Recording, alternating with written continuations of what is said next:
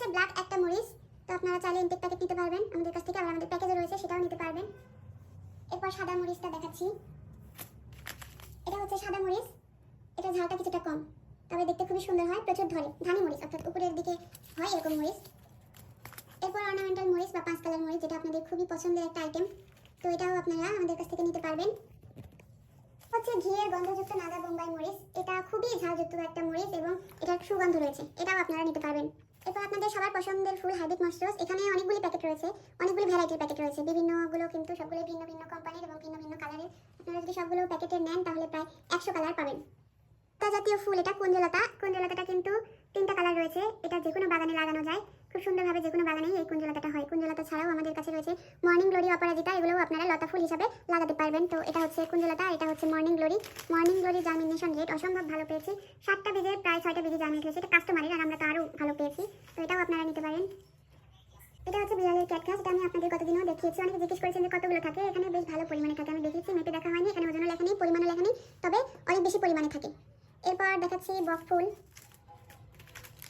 এই বক ফুলের ফুল হয়, আবার এটা বড়া বানিয়েও খাওয়া যায়, খুব বেশি একটা বড় গাছ হয় না, এটা থাই বীজ, তো আপনারা এটাও নিতে পারবেন। এরপর দেখাচ্ছি রোজেলা। এই রোজেলাটাও আপনার থাই বীজ, আর এই রোজেলা বা চুকাই, এটার জার্মিনেশন রেটও 100তে 100, গত বছরও ছিল, এবছরও অসম্ভব ভালো জার্মিনেশন রেট, থাই বীজ নিয়ে কোনো টেনশন নেই। এটা হচ্ছে জিনিয়া। জিনিয়া মূলত শীতকালীন একটা ফুল হলেও এই ড্রিমল্যান্ড জিনিয়া সারা বছর চাষ করা যায়, বৃষ্টির পানি থেকে দূরে রাখবেন। এই জিনিয়া কিন্তু অনেক বার্নিং ফুল দেয়, এখানে মূলত 7টা কালার আমরা পাই, যেরকম মেইন থাকে কমলা, হলুদ, লাল, সাদা, এর মাঝে মাঝে শেডেরও কিছু কালার পাওয়া যায়। এরপর আমি দেখাচ্ছি যেটা এই সিজনে না, নভেম্বরে লাগাতে হবে, ল্যাভেন্ডার, কিন্তু নতুন বীজ নিয়ে এসেছি, অসম্ভব ভালো বীজ জন্যই এটা আমি এখনই স্টকে রেখেছি। এরপর আপনারা মিক্সড কালার সূর্যমুখী দেখেন, এটা মূলত পুরোপুরি রেড সানফ্লাওয়ার না, এখানে বিভিন্ন কালার পাওয়া যায় মিক্সড, এক এক ধরনের হয়, খুবই অদ্ভুত একটা ফুল, কাস্টমাররাও এরকম বলেছে যে এক একজন এক এক রকম পেয়েছে, একই গাছে আবার এক একটা ফুল এক এক ধরনের হয়। এরপর আমি দেখাচ্ছি সন্ধ্যামালতি দেখাচ্ছি। সন্ধ্যামালতির এখানে বিভিন্ন কালার রয়েছে, 7টা কালার রয়েছে, মিরাক্কেল সন্ধ্যামালতি সহ, খুব সুন্দর একটা ফুল, সন্ধ্যায় খুবই সুন্দর একটা সুবাস দেয়, এটাও আপনারা নিতে পারবেন, 12 মাসি একটা ফুল, বাগানে হয়। আর একটা বিষয়, এখানে বেশিরভাগ প্রোডাক্টগুলি রয়েছে 12 মাসি, কোনটা 12 মাসি না সেটা আমি বলেই দিচ্ছি, যেরকম ল্যাভেন্ডার, এছাড়াও এখানে যেগুলো দেখালাম এই পর্যন্ত সবই 12 মাসি।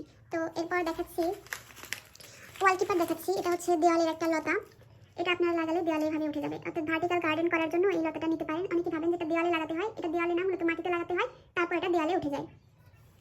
এরপর হার্বসের কিছু কালেকশন দেখেন, এটা হচ্ছে যে তুলসী, তবে আমরা যেটা খাই তার থেকে একটু উন্নত মানের হাইব্রিড তুলসী, সারা বছর লাগানো যাবে, অত্যন্ত সুগন্ধযুক্ত, এবং এই তুলসীটা খুব অল্প জায়গায়, যাদের বাসায় জায়গার পরিমাণ খুবই কম, তারাও লাগাতে পারবেন। এরপর হচ্ছে পুদিনা। পুদিনার ব্যবহারটা সর্বত্রই এবং খুবই হেলদি একটা খাবার পুদিনা বলা যায়, পুদিনা কাটিং থেকেও হয়, তবে আপনারা হাইব্রিড বীজটা নিতে পারেন, এটা সারা সিজন আপনারা চারা তৈরি করতে পারবেন। এরপর রোজমেরি দেখাচ্ছি, এটাও শীতকালীন, তারপরেও আমি এটা রেখেছি কারণ আমি ল্যাভেন্ডার রেখেছি এবং রোজমেরি, এই দুটো চাহিদা সারা বছরই থাকে।